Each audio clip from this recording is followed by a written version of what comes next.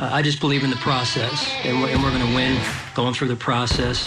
Now, Bills Mafia, it's time for the main event. So sit back and enjoy the show. Bills Mafia, welcome to Red, White and Buffalo Blues, a UK Bills podcast, Bills news with a UK twist. Matt and Alex back again, and I have to say, it's a bit of a mic drop. The Bills have got their groove back on offense. What do you think, Alex? That was the game that we all wanted to see against Jacksonville, wasn't it? Oh, definitely. And unfortunately, the Jets were the what's the best word to call it? The punching bag. Yeah, the example. This is like what was the game? During the Jacksonville game, West Ham played who and won? Liverpool. They had to be pissed about that, right? What, Liverpool? Yeah. Well, they had their reasons to be pissed. They started moaning at officials and all that. We've had that too. So it's just, I mean, West Ham is better comparatively than Jacksonville, but this Jets game was all about getting their groove back, and holy crap, they did. And it was by not adjusting what they've been doing. It was about completely overhauling and bringing in a little bit of the old, but definitely just it wasn't a new layer of paint. It was a whole new style. It was, here's what you see, but here's what we'll do kind of stuff. It's crazy. Mm-hmm. And that kind of leads me to like the big question here. And that's, do you do what works until it doesn't, which is Allen in the shotgun, focusing on 10, 15 yards. Then the defense goes too deep, plays a zone, and you can't do anything, leading to the L in Jacksonville. Or should you be constantly changing things up to stay fresh and avoid getting caught like we did against Jacksonville? If you're the offensive coordinator, what do you do? I would still try and keep it fresh as best as possible. I mean, you have the saying, if it's not broke, don't fix it. Mm-hmm. On there. But there is time, and obviously when people know or start to know what the common theme is on this offense and how it's actually benefited, this is their way of actually them adjusting to actually face Allen. And obviously we get a Jacksonville situation, which, don't get me wrong, that was a game probably you wanted to actually have a few more trick plays or open up the book a little bit more, give them something they want. Yeah, it's just I think it was something like Allen was in shotgun close to 90% of the time. It was just like, let's just try it again. Just try it again. Just try it again. Just try it again. It didn't work all game, and there were no decent adjustments. There was nothing that we did that, pivoted enough, and it was very frustrating. I struggle to find an example because American football is so much like a chess match. Some of our listeners, I mean, most of the UK listeners will be bothered by this question, but because I'm going to ask you to explain it to me. In Premier League or in general football, do you always just do your game plan, or do you adjust based on your opponent?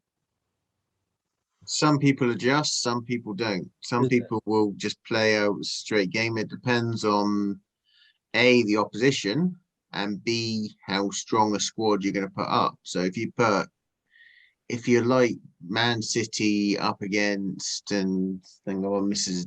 is actually not in this room to actually hear me say the words Yeovil Town, her team, you're going to see Yeovil start to go more away from their game plan they would do if they're facing someone in their own league to a different output, a different style when they face Man City. And Man City are more likely going to just play their normal game because they know how to do it. Yeah. So it can vary up depending on the game and who you're playing. Okay. So you're basically saying that when the Bills play Jacksonville, they're going to do what they do best. Whereas when the Bills play Tampa Bay, they're going to do what should beat Tampa Bay. Yeah, because Okay. I think with that, if you look at it like that, you're thinking, okay, this is something that obviously complacency and all that, but you would go into the Jacksonville game saying, look, our offense and the way where we know how good our offense is, we should have no issues with the Jacksonville defense. So we'll just play our regular game Mhm. and actually hope that it yields a W. Obviously, it didn't in the end. Yeah.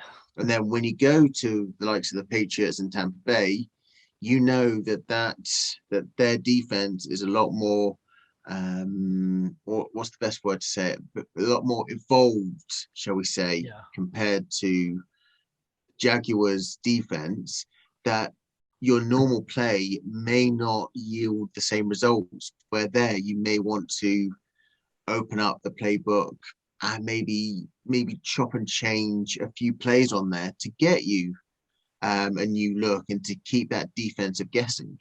Okay. So I think you just really work on the fact that if you're like heavy favorites for a game like the Jets game, like a Jaguars game, like Texans game we played, even the first game against Dolphins, you'll probably just play your normal stuff. And then when you get to the harder games, the Kansas City, the Titans, the Colts potentially Yeah. next week, Bucks and Patriots, you want to try and vary it up a tiny bit, so at least we can keep them guessing a little bit more, even if we do use 90% of our regular package. The extra 10%, which is different, could make all the difference. Gotcha. Okay. So looking at the adjustments that they made, um, it's a little bit old Dable, where you bring in an extra lineman or a blocking go to tight end, or get your boy Gillum on the field. And it was, if they don't respect the run, at least show them the run. So we've predominantly ran like out of shotgun or done single back, and just defenses easily beat it because it's just Moss running up the middle. It's simple, boring. Just it's like Dable's like, all right, go run just for balance sake. There was no creativity in it. Whereas in the Jets game, they lined up in heavy personnel on first down often, and they ran play action out of it often, and it led to like something like 10 yards per play on average in those big personnel. So 305 yards of and 366 was using play action. He was in play action. They used play action 57% of all his dropbacks on that. So if they're not going to respect the run, show them the run and make them at least think about it. And that's what that was. Another great stat here, just looking at the numbers, 71.9% of the snaps under center. Again, that's something where there's versatility there. I mean, do they not trust Allen's footwork? You know, it's like, it's weird to know why they do something more than the other, but they got stagnant in shotgun and they mixed it up and it was great. He was under center only 21% of the time this year, leading up to the Jets game. So it was heavy shotgun, and I guess it just got stale. I mean, you look at what Kansas City just did. Mahomes threw 5 touchdowns, you know, they're back. I guess it just takes time for teams. I guess it takes a few L's to adjust. And that's what really, I think, bothers me, because you should expect that to happen. You should expect teams to adjust to the way you play your best ball, and you should have packages in there to, you know, add, and you should know what to remove. And it just seemed like the Jacksonville game was just keep it in there. It should have been avoidable. I mean, it was avoidable. It's absolutely avoidable. I mean, one of the other things, it's the way we use our offensive line. and this was what's really exciting. How frustrated has it been running the ball this year? Yeah, very frustrating. I You mean, know, what was it? You got none of them are over 450 yards rushing, are they now? yeah, I mean, it's definitely not a traditional one back. You know, it's not what Jonathan Taylor is, but Hmm. what we've done has been just what we've all seen and what we feel, and this is a consensus. I believe this is what I feel. Too much Zach Moss. Too much Zach Moss right up the gut. He just these guys. It's not what our offensive line does. You expect big fat guys to go out there and push other guys out of the way. That's not what our offensive line is. It's more finesse.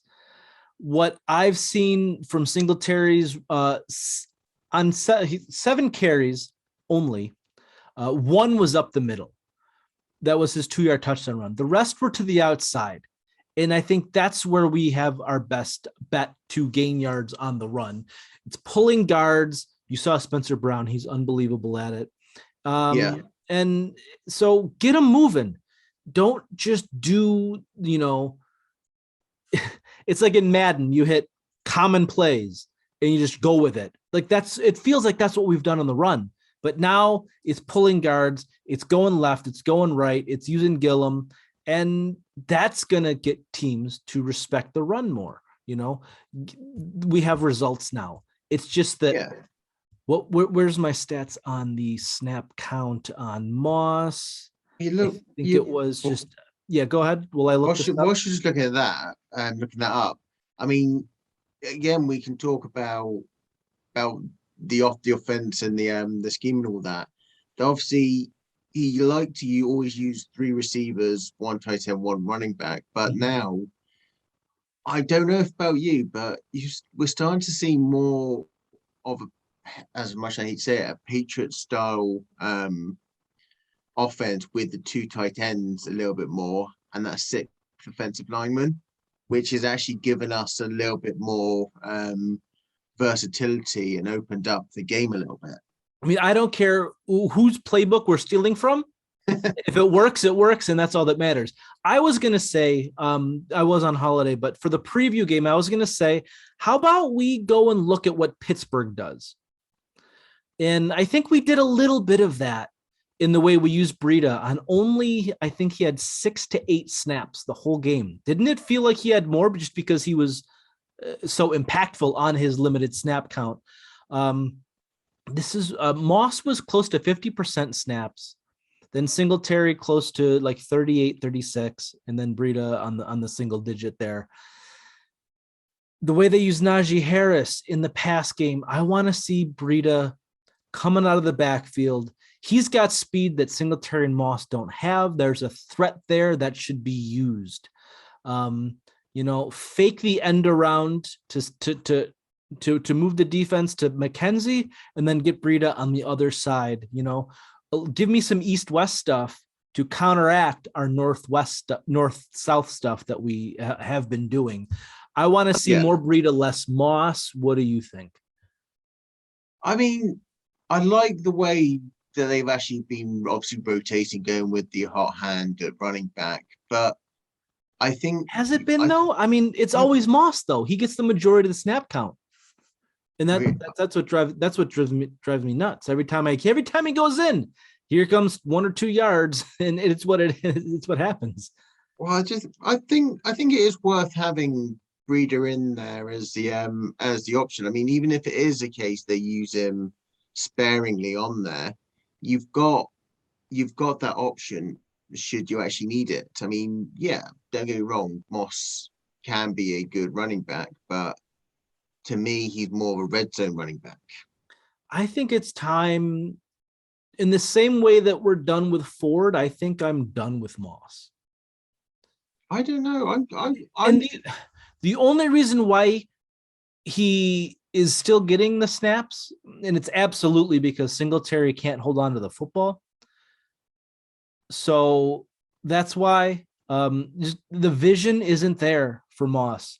He's missing spots, and maybe it's Daboll just not giving him the right packages, because the offensive line can't seem to have open up holes for him. So it must be just go. Maybe they want just the 1 or 2 yards to set something up later.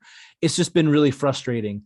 And I wouldn't then get rid of him. I would use him then. If you think that we give Breeder more opportunity, maybe sign him to a long year contract at the end of season, or get in another running back at a later date, I would still keep Moss in there.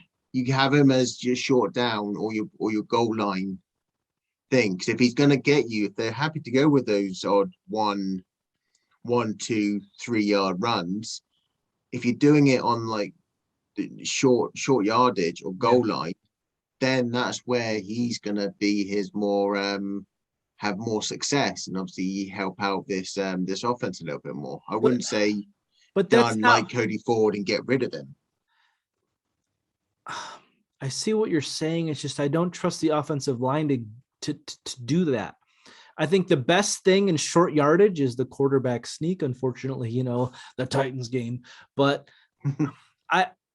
I think the strength in our running game has to be to the edges, and that's what I need to see more often. Until defenses adjust to that, then I wouldn't want to see Moss up the middle, because you look at you see Brown pull, and it's great. Morse is better in the open field. It's tough to say, because I don't want to be criticizing, because we just threw up 40. What was it, 45, right? 45, yeah. Yeah. More of what we did there, more of this. And I think the success was in Breida. And the biggest argument, I think, could be just Moss had too much. But hell, I don't want to nitpick 45 points, right? No, the other big thing that helped them get their groove back, in Beasley has to be hurt, right? Or because, for them to say he wasn't part of the game plan is weird, because he could still be effective in this offense. He doesn't have to be like the de facto running back, which is just getting 2 yards on passes then going. Do we think Beasley's hurt, right? That's a hard one, to be honest. He's never shown up on an injury report. Right. Yeah. Other than a vet rest. Mm-hmm. So I'm kind of not thinking it's injury related. Do you think he's just old and he's cooked? Maybe it is cooked. Maybe it is game planning. Maybe there's something going on behind the scenes. Obviously, he deactivated Twitter and social media. Maybe and then he had a great game against Miami, but then he hasn't done anything since. Maybe there's something going on behind the scenes. Potentially, there's actually holding him back, or making the ball McDermott not utilizing that much. But it's only really one thing that the team can actually come out and say really why they're not using him that much. Well, the best part of this conversation is when someone doesn't have a game, someone else always steps up. This week it was Diggs. Against the Colts, it might be Knox. It might be Sanders, who's been quiet lately. It was also Gabe Davis against the Jets. And I want to see more of Gabe Davis. I wanted to see more of him leading up to this season, because I think he is the de facto number 2 wide receiver next year. I think Sanders and Beasley are gone, so it's going to be a restructured wide receiver core.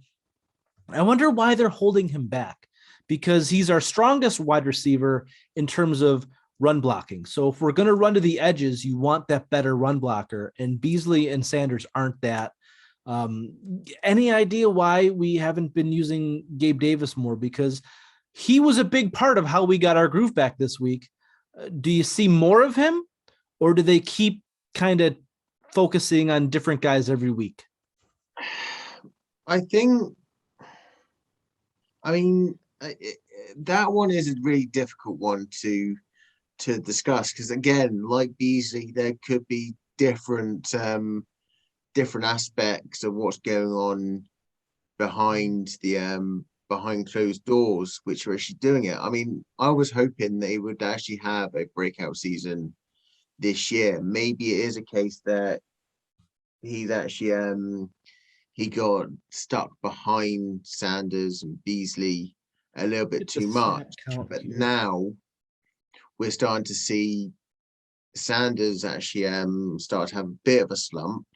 Yeah. That is really opening up now the opportunities for Davis, and the more and more opportunities he gets, the more and more he actually he puts in games like against the Jets, and especially those toe drag swags that he does. So I good. think you're going to see more and more of him come in. I think it's like this is his second year, isn't it? Yes. We know what McDermott likes to do with his rookies. Sometimes play him off good, sometimes not. Sometimes Yeah. play him straight from the beginning, Last and year, then some. 62 targets, 599 yards. So I don't know. Maybe it's just because he was so impactful that he showed up more mentally, emotionally than he did like literally. But I think it's time for more Gabe Davis, and I'm fine if that's at the sacrifice of Emmanuel Sanders. He was 52% snap count. I want to just go out on a limb and say that's the highest he's had this year, especially with Beasley being down at only 16%. So, Yeah. If if he has games like this and then he goes away for a game, then comes back for a game, it's fine if the offense is clicking. It'll be tough for me to not pick them apart if they don't win this week and Gabe Davis has a 30% snap count. That's going to be something to target for them. Yeah. So before we talk, if there is anything, well, there's probably a few talking points that we can talk about on this defense. Not too much because we know it is elite on there. Yeah. Just the one thing. Is it a case? And I was just going through all the tweets that were favorited on the thing, and it's interesting. One guy actually says Spencer Brown should be MVP, or at least for the on the end of season awards on there. But it's the interesting stat, and I just want to know your feeling. Was it a case we should have had maybe him a little bit earlier starting? Joe Marino put out in 2021. With and without Spencer Brown in the lineup, a right tackle. With him in, they've had 4 games, made 38.5 points per game, 448 yards per game, and 135 rush yards per game. 5 games without him, drops to 25.2 points per game, drops to 364 yards per game, and drops to 111 rush yards per game. Are we thinking that probably, I think we talked about Bean can't really do O-line scouting. Do we think we've hit a home run with Spencer Brown and obviously now what he's actually bringing to this team? Absolutely. I mean, I would give him the most surprising player award right now for the at the end of the year award show. He's been a godsend. We've had issues with Ford and Williams on the right side, and he's come in and just absolutely blown it out of the water. Great hit there. So yeah, it just goes to show, like, if you earn it, they're not going to hold you back. Yeah. Kind of thing. And that's what what makes me wonder about Gabe Davis is, like, it looks like he's earned it, but I wonder why they're still holding him back. But yeah, I mean, Spencer Brown early on in the season, it was probably rookie, just rookie figuring it out. And he's probably just, figured it out much, much, much sooner than anybody would have expected. But, great job there, because everything was just like, oh, Quentin Spain's great. Wyatt Teller's great. What the hell are we doing? Whoops. Yeah. Sucks. Williams can't play right tackle anymore. We were so down, but we got to remember that Spencer Brown is a huge hit. And, Mm. Kudos to them for that. So let's move on. We let's say it's probably the elite defense this year, number one scoring defense, number one in pretty much every category, bar one, I believe. The defense. Now, my question to you, when you heard the fact that on pretty much the same day that both Edmonds obviously was out of the game and then Starr was actually placed on the COVID list, were you really thinking, oh shit, what's going on? And do you really think AJ Klein would have had a superb game, which he did have against the Jets? The oh shit came from, if one player gets COVID, more are probably going to get it. So I hope nobody else gets it. It was never game wise because, it's the Jets. They don't do anything well. So I wasn't worried, especially with Edmonds, because we've seen what Klein can do. He was an embarrassment to start last year, but once that Seahawks game hit, he was a great fill-in, and the Jets game was perfect to his play style. This week, if it's Klein and not Edmonds, I'll be a little bit worried because Klein hits the gaps with violence, whereas Edmonds is more articulate. Klein can get run past. He shoots gaps, and you can get him with the first move, where Edmonds is more, you come to me to make the tackle kind of player. Yeah. Klein might worry me, but especially Starr. But we all saw F.A. Obata, this is one of the things that I wanted to talk about, but I changed the subject. When I was writing this show, it was more about, we chose how the Bills got their groove back. My first question was a little bit more critical. It was, do we trust the process too much? Because we saw guys come in this week and play better than the players that they replaced. F.A. Obata up the middle played fantastic. Dude could also sing. You saw that? Yeah. Yep. He's got pipes. It's my guy. With Moss and with like Butler and with Beasley and Sanders, they all got shown up by their replacements. I worry that we're too unwilling to make adjustments to players who are playing better just because the coaching staff wants to play their guys. I kind of get that. I mean, yeah. So with Obada and even Basham, got some game time on there. I mean, Obada, he pretty much was a force in that game, and the games he's played, even preseason and in last year for Carolina, he is a guy which we should be giving him. And obviously, this is me saying it as a Brit, him Brit. He should be getting more game time on there or more plans devised. But I think he offers that X factor, because I mean, he says he can play as a tackle, a defensive tackle, and an edge.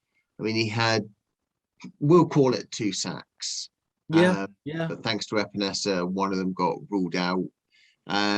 His pressure led to White's first interception on there.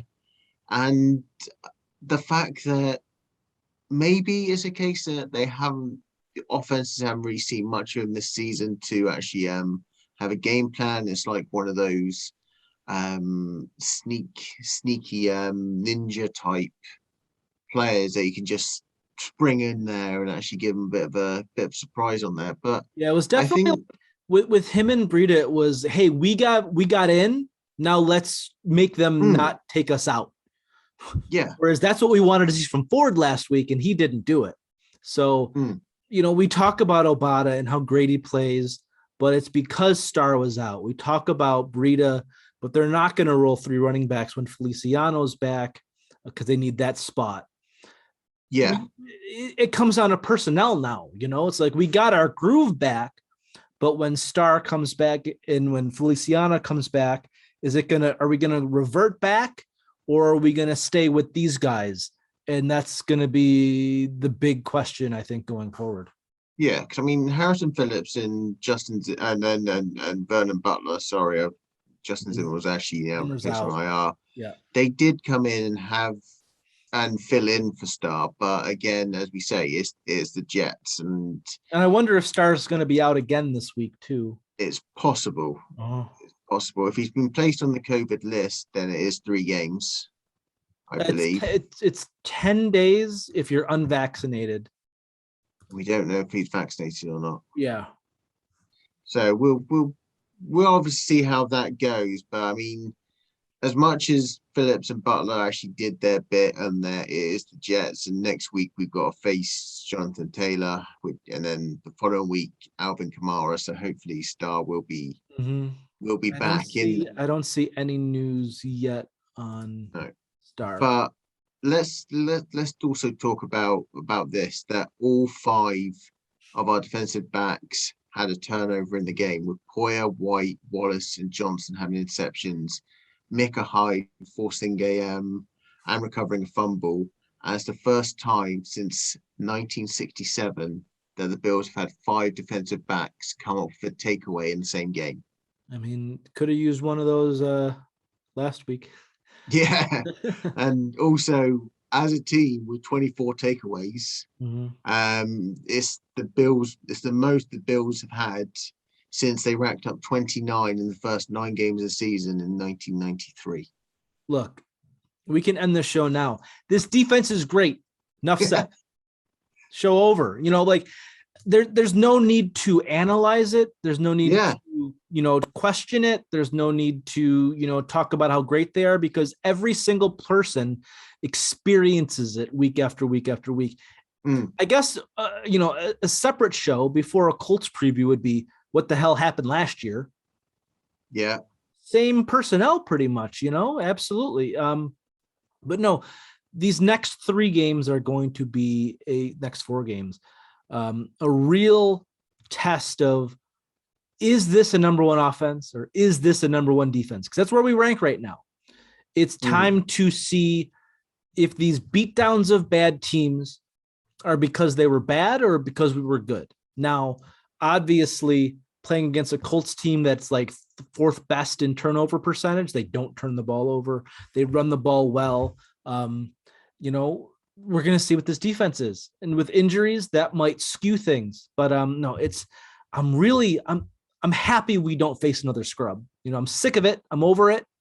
I'm ready for tests. I want to sit on the edge of my seat watching a game. I'm really looking forward to it. Well, we've got a couple of scrubs towards the end of the season with the Panthers a little bit, the Falcons, and the Jets again at the end of the season. So, but right now, it's time to show everybody who we are: Colts, Saints, Pats, Bucks. So and just to finish off, obviously to really rectify and show that this offense has got its ball its groove back.